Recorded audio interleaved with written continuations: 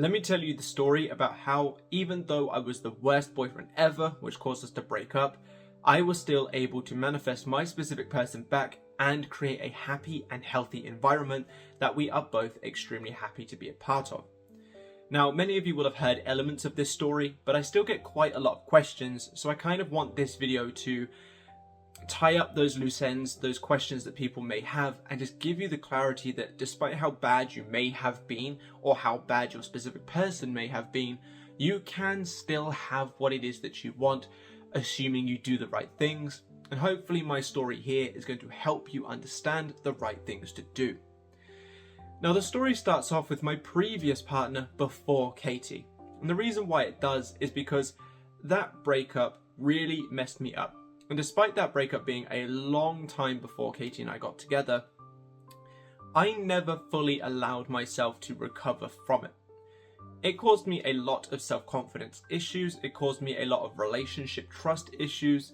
It caused me to be very insecure and very unsure of where I was going in life and a lot of things like that. As many of you may know, during that breakup, that's when I went and joined a band. That's when I went and did a whole bunch of projects that I'd really enjoyed to try and essentially take my attention away from the breakup as opposed to actually recovering from it properly. And then my friend moved in with me for a full year. I helped him get back on his feet and just kind of gave him a sort of better place to be than where he was. And so I was always around someone, which kind of made it so that I never actually fully recovered from this breakup and really found myself again. Then Katie and I meet, and obviously after some dating, we get together. And this is where all of my relationship trust issues, my insecurities, my lack of confidence, all started to flare up. I was constantly needing validation. I said some mean things in a sort of self-defense, you're just going to leave kind of way. Very insecure. And overall, I made the dynamic between Katie and I not very pleasant. I definitely would not consider myself even remotely a good boyfriend, let alone a great one. And overall, I am, even now to this day, very ashamed of that version of me. I never healed from the previous breakup, and I took all of that emotional and mental trauma, all of that insecurity, all of that fear, and just blasted Katie with it. And of course, that caused us to break up, as you would have probably expected, and as some of you may have even experienced yourself when you let those fears and doubts take over. And it's funny because the fears and doubts cause us to act in the way that causes the other person to act exactly what we're fearing and doubting. We fear they're going to leave, so we try to make sure that they could never leave by always being around them, which pushes them away even further. Such a weird little, not contradiction, but pattern that a lot of people experience. However, the story. So that obviously will happen.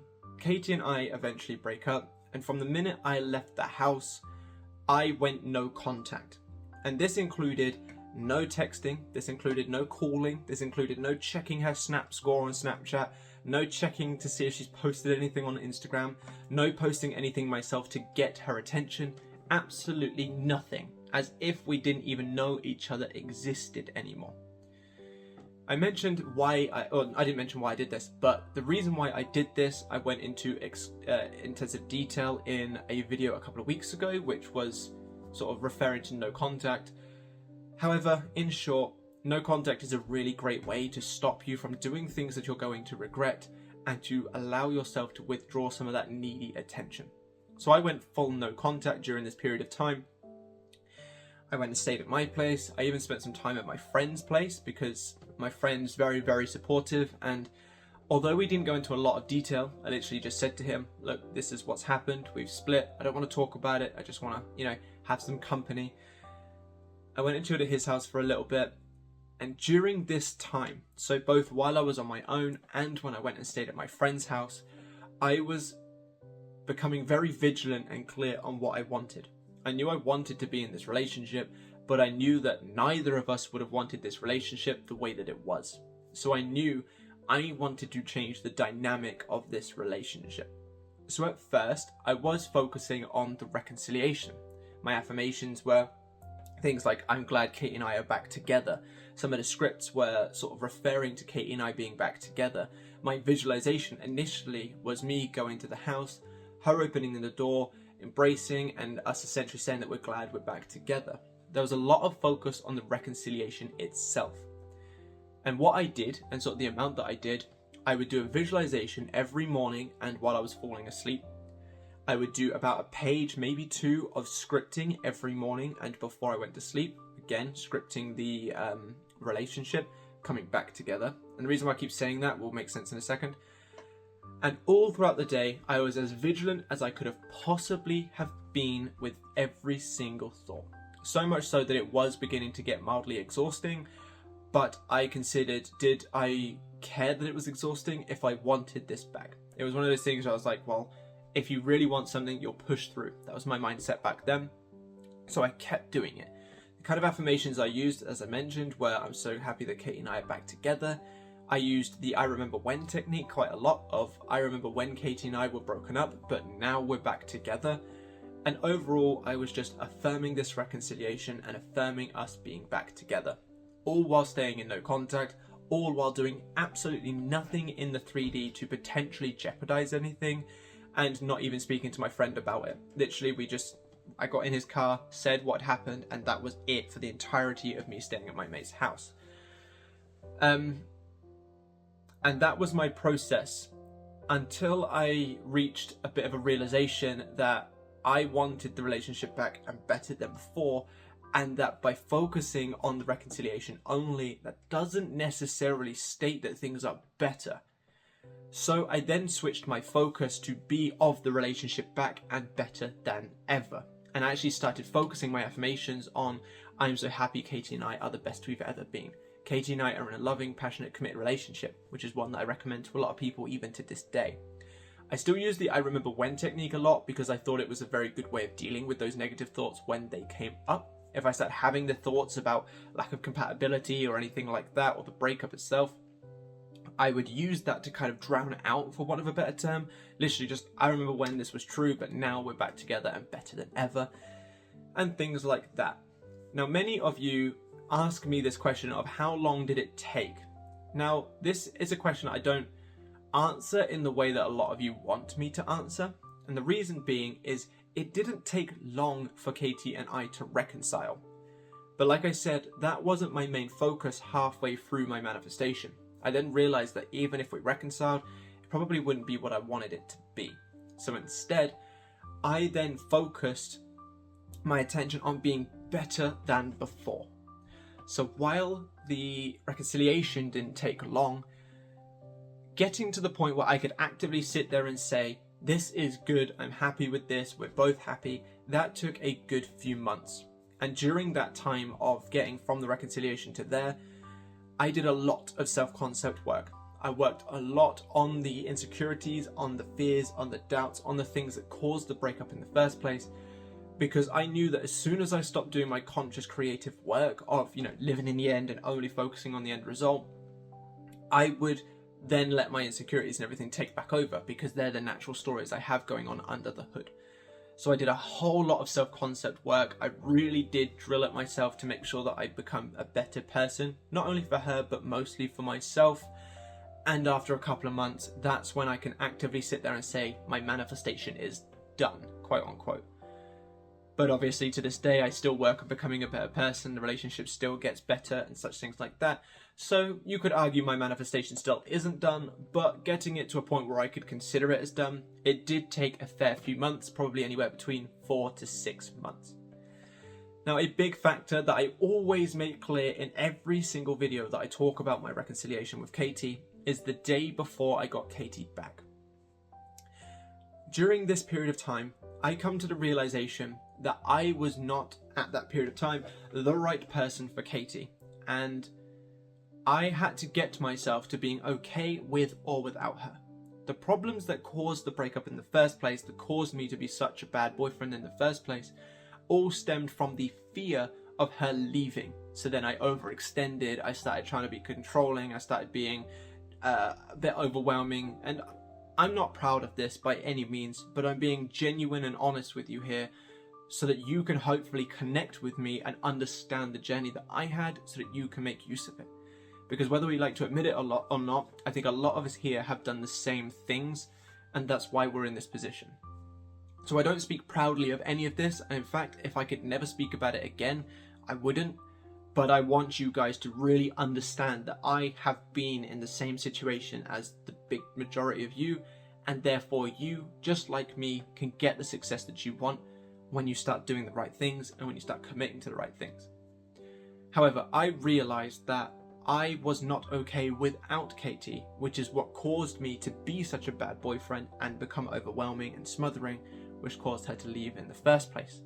So if I was to get her back, I needed to be okay with or without. I couldn't possibly have her back again while still in this space of needing her, not only from a manifestation success point of view, but also to maintain the relationship.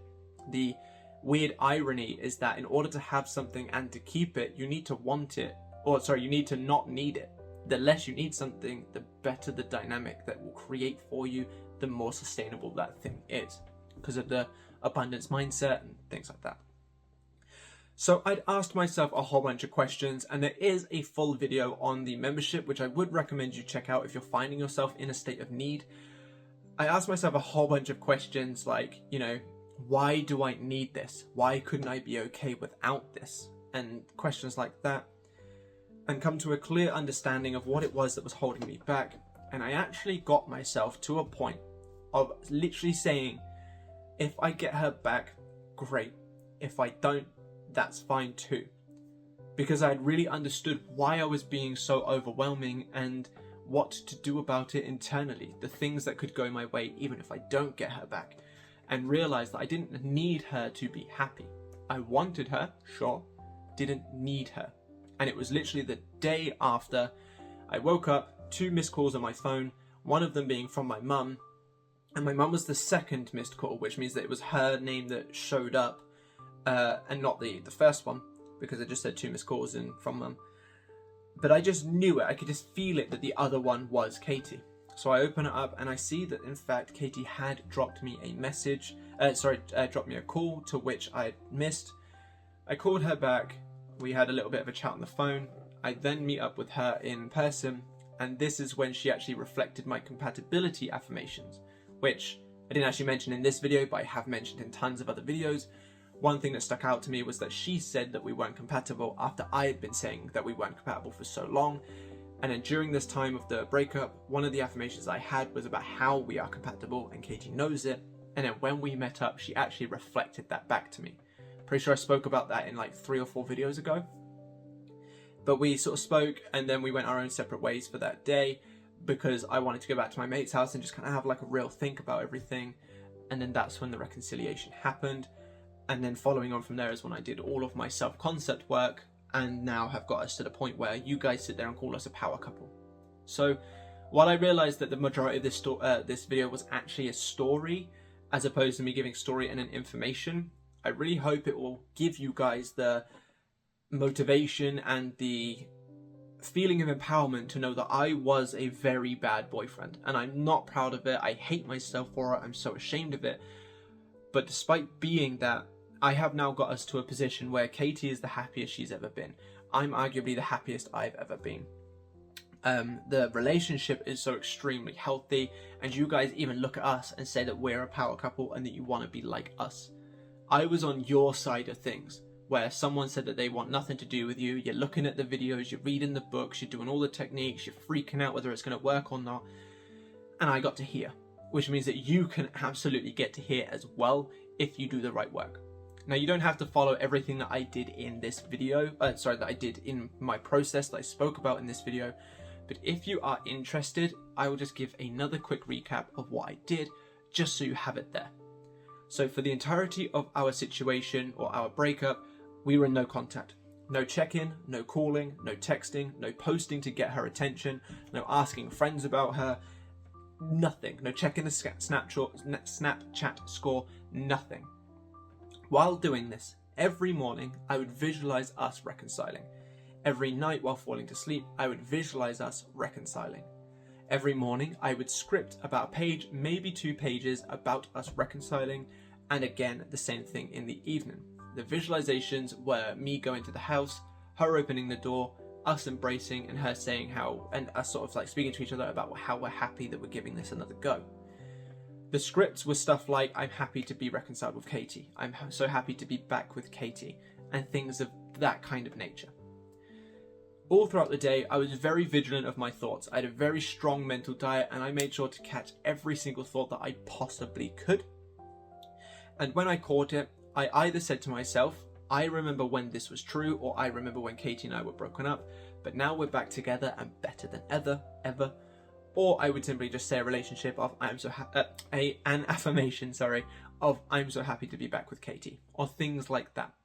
And I did this day in, day out, pretty much all day until I got to the point where I was like, actually, I want us back and better than ever. And then that's where I still did the same techniques, but I shifted the focus towards us actually being where I wanted us to be and not just the reconciliation. And then the day before I got back with Katie, or before she called me and we had the discussion, that was when I'd got myself to a point of being okay with or without to guarantee that if we did get back together, I wouldn't make the same mistakes again. And then once we reconciled, I did a lot of self-concept work. And this looks like working on why I felt so not good enough, why I was scared she was going to leave, my confidence. I even started looking after myself a little bit better so I could feel better within myself on a 3D level. And just generally started to do a lot of self-concept work while affirming a little bit about the relationship's health and happiness. So I really hope that video helps. If I did it, you can too. And I'm pretty sure that answers the questions that everybody asks, or the vast majority of questions. Katie did do a full-length video on the membership about telling you about her experiences from the other side of this. So if you are interested in hearing that, I would recommend signing up for the membership and checking it out. But I'm pretty sure that answers all the questions that people have. I can't bloody talk today. Pretty sure that answers all the questions that people have and ties up all loose ends.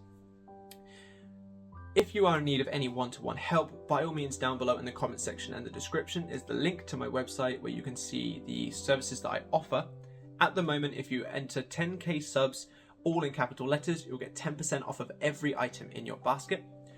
Or if you're not looking for that, but you're looking for more help from me, sort of on a more stepped back basis, there is a membership that I offer that has tons of free worksheets, exclusive videos that you won't find on YouTube, including Katie's experiences and the full Manifest Your Ex Back guide. Free worksheets, I think I mentioned, planners, routines, and tons of amazing stuff. So go check that out if you're interested. Grab my ebook, follow my social medias, and I will see you lovely people in the next one.